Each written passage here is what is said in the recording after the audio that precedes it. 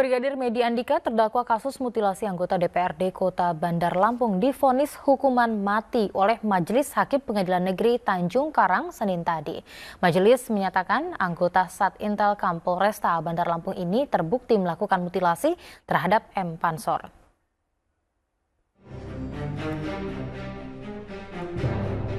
Majelis Hakim yang dipimpin Minanur Rahman memvonis mati Brigadir Medi Andika. Majelis Hakim menyatakan Brigadir Polisi lulusan S2 Hukum ini terbukti melakukan mutilasi terhadap M. Pansor, anggota DPRD Kota Bandar Lampung.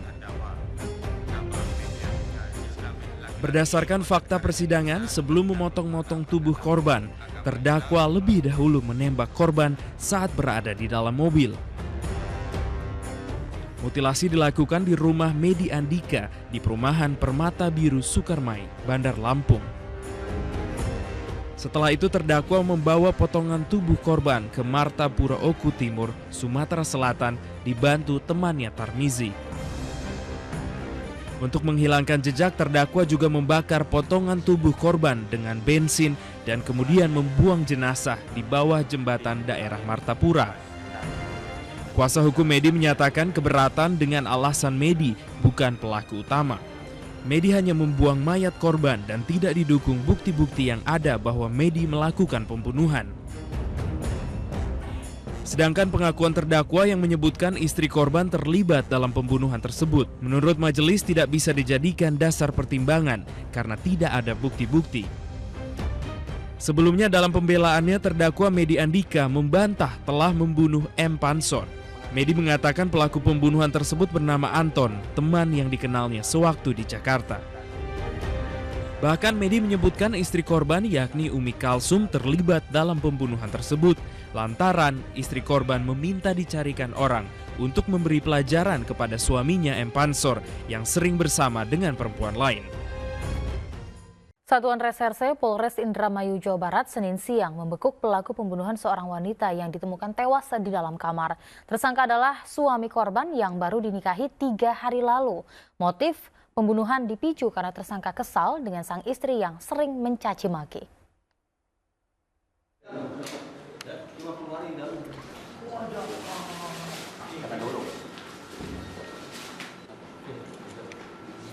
Dalam waktu 2 hari, pelaku pembunuhan sadis kepada seorang perempuan berinisial WI berhasil ditangkap oleh polisi. Pelaku adalah MH, 26 tahun, warga desa Situraja, Kecamatan Gantar, Kabupaten Indramayu, Jawa Barat yang merupakan suami korban yang baru dinikahi 3 hari. Tersangka yang sehari-harinya bekerja sebagai buruh serabutan ini ditangkap di rumahnya. Selain meringkus tersangka, polisi juga mengamankan barang bukti sebuah bantal dan selimut yang digunakan tersangka untuk menghabisi korbannya. Peristiwa pembunuhan tersebut bermula dari percekcokan masalah rumah tangga. Karena korban WI sering menghina MH dan menyatakan kekesalannya menikah dengan MH. Tersinggung dengan hinaan istrinya saat sedang lelap tertidur, MH mencekik dan membekap mulut korban hingga meninggal dunia. Untuk mempertanggungjawabkan perbuatannya, tersangka saat ini mendekam di sel tahanan Polres Indramayu dan dijerat pasal 338 KUHP, Jungto pasal 351 KUHP tentang tindak pidana merampas jiwa seseorang. Jungto penganiayaan yang mengakibatkan meninggalnya seseorang terancam hukuman 15 tahun penjara.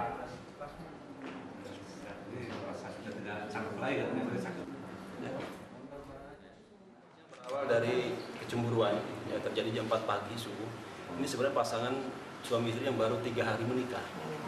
3 hari menikah, gara-gara cemburu, akhirnya terjadi percekcokan dan istri mencekik, dibekap sama bantal, ini bukti bantalnya, dan meninggal.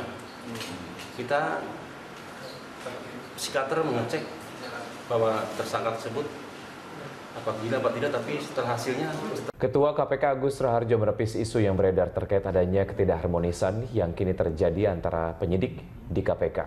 Ya, menurutnya KPK kompak bekerja secara profesional dan selalu berpedoman pada standar operasional prosedur atau SOP yang jelas dan baku. Usai rapat dengar pendapat dengan Komisi 3 DPR, Agus menjelaskan bahwa pimpinan KPK dipastikan akan bertanggung jawab dalam mengkoordinasikan seluruh proses penyidikan kasus korupsi di KPK dari awal hingga akhir. Menurutnya tidak ada perbedaan perlakuan antara penyidik internal KPK dan juga penyidik yang diperbantukan instansi lain, termasuk dalam hal kewenangan. Menurut Agus, konflik internal yang sebelumnya sempat muncul kini sudah diselesaikan. Sementara terkait kewenangan penyadapan KPK yang belakangan banyak dipermasalahkan, Agus menegaskan KPK tidak akan serampangan. Menurutnya proses penyadapan baru dilakukan terhadap target jika benar-benar telah didasari oleh indikasi awal yang cukup kuat yang pelaksanaannya harus seizin pimpinan KPK. Semua SOP kemudian dipenuhi oleh KPK. Jadi dimulainya suatu penyelidikan, dimulainya penuntutan surat dakwaan ke pengadilan itu semuanya melalui persetujuan pimpinan. Jadi tidak ada yang kemudian liar penyidik itu nggak ada. Jadi itu semuanya kami berlima yang menyetujui. Penyelidikan, penyadapan, kan kalau biasanya kalau penyidik nyadap ya. Jadi penyadapan nggak boleh sembarangan, harus indikasi awalnya yang paling kuat ya. Jadi itu aja yang tolong itu dipahami dan itu tadi kalau lihat pertentangan di dalam masalahnya sederhana kan, bukan masalah kasus penyidikan, bukan kasus tertentu, kita di dalam kasus kompak, bahkan perbedaan di dalam itu juga. Kenapa kita bilang kecil? Karena di dalam satu satgas itu selalu, terutama di penyidikan ya, itu selalu campur juga. Nggak ada yang kemudian satgas itu hanya polisi sendiri, satgas itu hanya independen sendiri, itu nggak ada. Jadi itu kan persepsi bagaimana kita mengangkat penyidik sebetulnya. Nah, tapi persepsi itu kemudian dengan melalui komplain yang bahasanya mendiskreditkan orang, gitu loh. Itu aja poinnya. Ya, jadi itu yang masalah SP3 ini bukan masalah komplainnya. Kalau komplainnya dengan bahasa yang bagus atau apalagi disampaikan ke pimpinan juga nggak masalah sebetulnya, gitu loh ya. Jadi itu aja. Jadi, nah oleh karena itu sudah terlanjur keluar, PI kemudian dengan kita diskusi, ya udah diulang pemeriksaannya diulang oleh PI supaya lebih fair, nanti akan banyak akan dilakukan penyelidikan, misalkan siapa yang menyebarkan surat itu keluar, itu juga ya, supaya lebih fair dilakukan penyelidikan dari awal. Ya, pemirsa, tim gabungan Polda Sumatera Utara terus mendalami motif pembunuhan yang dilakukan Andi Lala terhadap satu keluarga. Hingga saat ini polisi telah menetapkan 4 tersangka pembunuhan yang menewaskan 5 korban.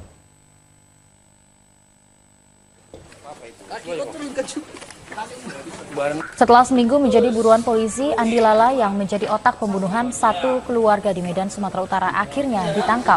Dalam penangkapan di rumah saudaranya di Indragiri Hilir, Riau, tersangka pembunuhan ini ditembak petugas di bagian kaki karena melakukan perlawanan. Andi Lala mengaku tega menghabisi keluarga korban karena dendam. Setelah Rianto diduga memiliki hutang pembelian sabu senilai 5 juta rupiah, dalam kasus ini tidak hanya pelaku utama eksekutor yang menjadi tersangka pembunuhan. Polisi juga menetapkan 1 tersangka tambahan, yakni penadah sepeda motor milik korban.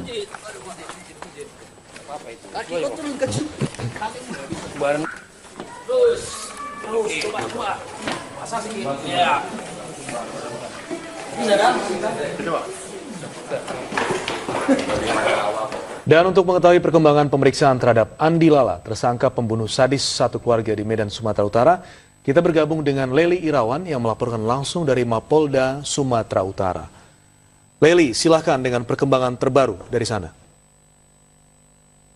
Ya, Jackie dan juga Yupi dan pemirsa, satu persatu pelaku pembunuhan satu keluarga yang terjadi di Medan Deli pada Minggu pekan lalu berhasil ditangkap kepolisian Polda Sumatera Utara. Keempat tersangka berhasil ditangkap sejak Rabu lalu yang diawali dengan tertangkapnya Roni yang merupakan eksekutor terhadap pembunuhan Naya, Gilang, dan juga Kinara yang kini masih dirawat di rumah sakit. Dan terakhir adalah Andi Lala yang merupakan otak pelaku pembunuhan sadis satu keluarga yang terjadi di Medan Deli. Dan saat ini keempatnya masih menjalani pemeriksaan, dan untuk mengetahui secara lengkap bagaimana hasil pemeriksaan terhadap keempat tersangka, kita akan berbincang langsung dengan Direktur Reskrim Umum Polda Sumatera Utara, yaitu Bapak Kombes Polisi Nurfala SIK. Ya, Pak, bagaimana hasil pemeriksaan terhadap keempat pelaku tersangka pembunuhan satu keluarga di Medan Deli? Baik, jadi kami laporkan kepada seluruh pemirsa bahwa hasil pemeriksaan keempat tersangka pelaku pembunuhan satu keluarga sebanyak 5 orang, ya. Jadi menurut keterangan dari masing-masing pelaku atas nama Andi Lala, atas nama Roni, atas nama tersangka Andi Saputra dan Ricky, bahwa yang pertama adalah saudara Andi Lala mengakui bahwa dia sendiri yang melakukan pembunuhan terhadap para korban dengan cara yang bersangkutan memukul pada bagian kepala dengan menggunakan sepotong besi ukuran 60 cm. Kemudian saudara Roni dan saudara Andi Saputra, dia mengawasi di luar rumah dan alasan bahwa kalau ada orang yang mau masuk supaya nanti segera diberitahu saudara Andi Lala. Kemudian untuk saudara Ricky yang bersangkutan adalah sebagai penerima barang, yaitu sebuah motor hasil pencurian yang sudah dijual kepada saudara Ricky sebesar 1.800.000. Dari hasil pemeriksaan apakah ada tersangka lain ya kemungkinan seperti itu, Pak? Sampai saat ini kami kembangkan karena kami belum yakin bahwa pelakunya adalah saudara Andi Lala sendiri, yang mana korbannya dibunuh dalam keadaan sadis, sehingga kita sedang kembangkan dan mudah-mudahan bisa berkembang dalam kasus ini dan bisa menjerat tersangka lain. Kira-kira jika terbukti melakukan pembunuhan ini, sanksi apa yang akan dipidanakan kepada keempat tersangka? Sanksi yang akan dikenakan sesuai dengan Kitab Undang-Undang Hukum Pidana, yaitu bisa dikenakan pasal 338 KUHP dan pasal 340 KUHP dengan ancaman hukuman 20 tahun penjara. Sebelum penangkapan terhadap keempat tersangka sempat dilakukan penggeledahan di rumah Andi Lala sebagai pelaku pembunuhan sendiri. Nah, dari hasil penggeledahan tersebut, Pak, apa yang menjadi pengembangan untuk kasus selanjutnya?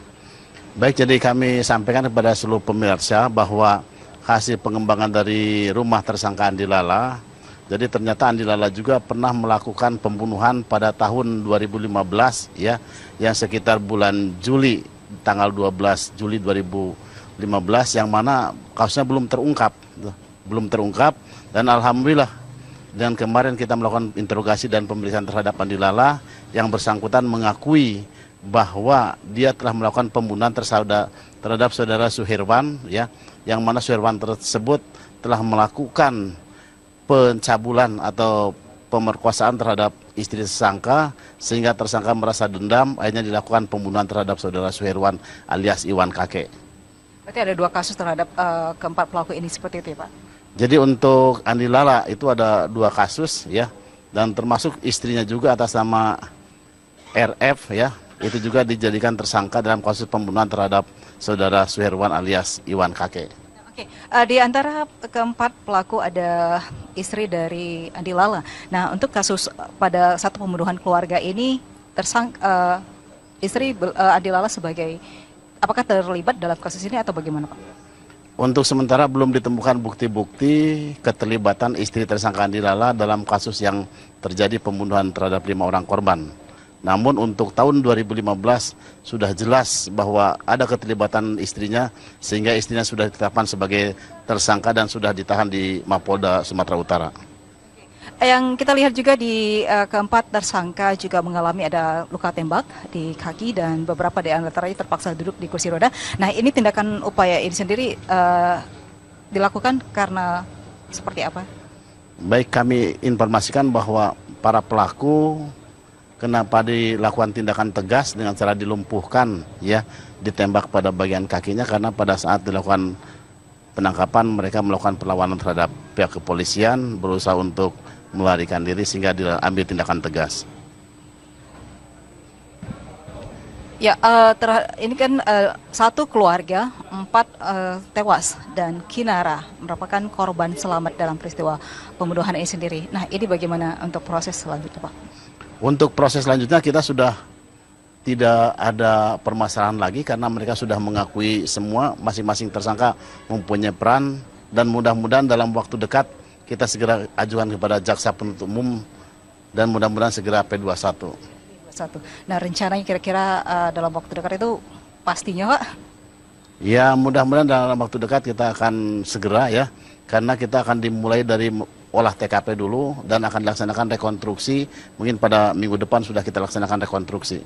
Rekonstruksi langsung dilakukan di rumah korban ya, Pak, ya. Oke.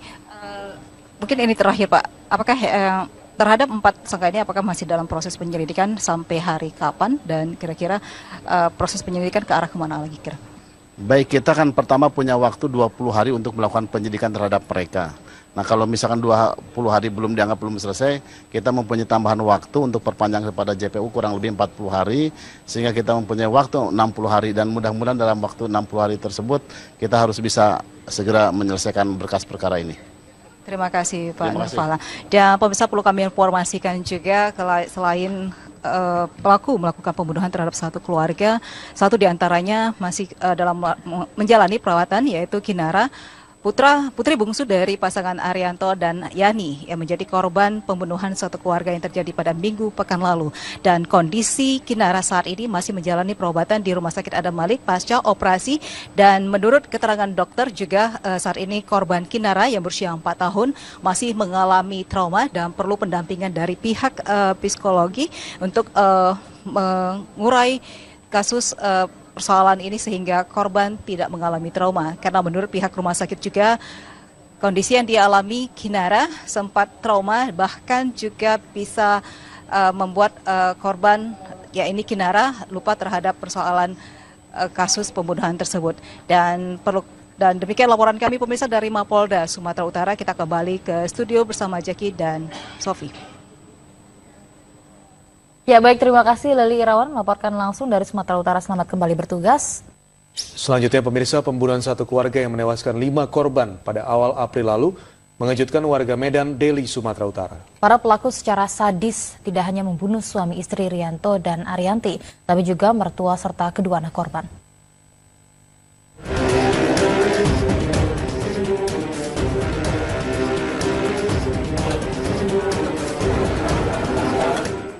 Pada Minggu 9 April lalu, warga Jalan Manggaan lingkungan 11 Kecamatan Medan Deli, Sumatera Utara dikejutkan dengan pembunuhan satu keluarga. 5 korban yaitu suami istri Rianto dan Arianti, ibu mertua Sumarni, serta 2 anaknya yaitu Naya yang berusia 15 tahun dan Gilang Laksono yang berusia 11 tahun. Sementara anak bungsu berusia 4 tahun bernama Kirana berhasil selamat. Saat peristiwa pembunuhan satu keluarga ini diketahui, polisi menduga kasus pembunuhan ini dilatar belakangi dendam. Berbagai informasi tentang peristiwa yang terjadi.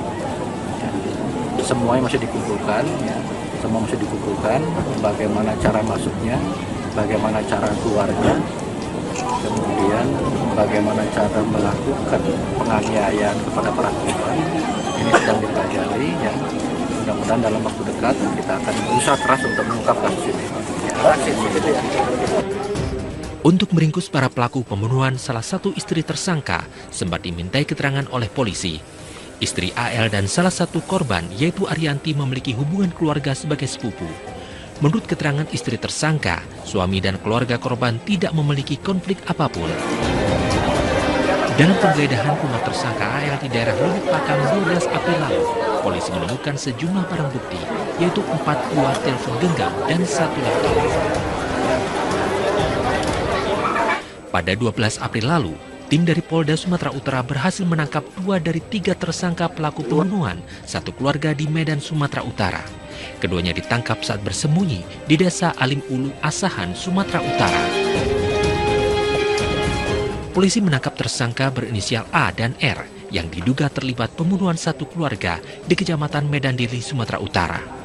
Sebelum otak pembunuhan akhirnya tertangkap, polisi memeriksa belasan saksi dan menyita sejumlah barang bukti baru seperti 2 unit mobil yang dipakai tersangka untuk kabur dan barang bukti harta milik korban yang ditemukan di rumah tersangka. Tim Liputan MJ Media memberitakan. Sidang kasus dugaan korupsi proyek IKTP kembali digelar hari ini di Pengadilan Tipikor, Jakarta. Sejauh mana pembahasan sidang kali ini? Informasinya akan kami hadirkan sesaat lagi di iNews Petang.